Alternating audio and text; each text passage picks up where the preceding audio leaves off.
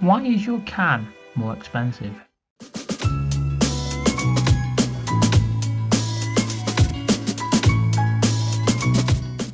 You've probably noticed the price of products and services is increasing, including cans of your favourite drink.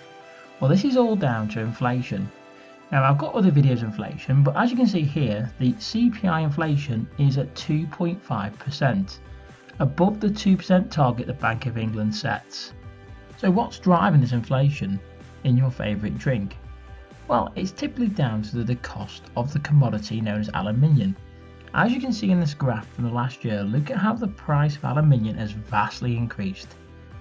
You can see today that if you want to buy 1 tonne of aluminium, you need $2,553.75.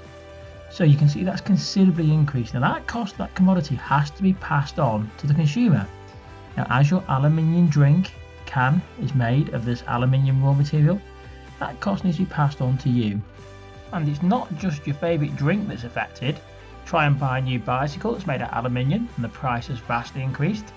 Try and buy a new car or a van and you'll see the price has increased. Or even try and buy some new technology like a smartphone or a tablet and you'll notice the price has increased. This is all down to the increase in the cost of aluminium. Of course, this isn't all bad, because next time that you finish with your favourite drink and you go to put it in recycling, just think, it's now worth considerably more money than it was previously.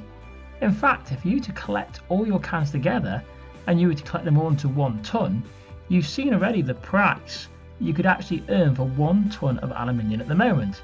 So next time you have your favourite drink and you see the price has gone up, you'll know the reason why, and it's all down to the price of the commodity aluminium. But more importantly, make sure you recycle your can, because it's actually worth considerably more today than it was previously.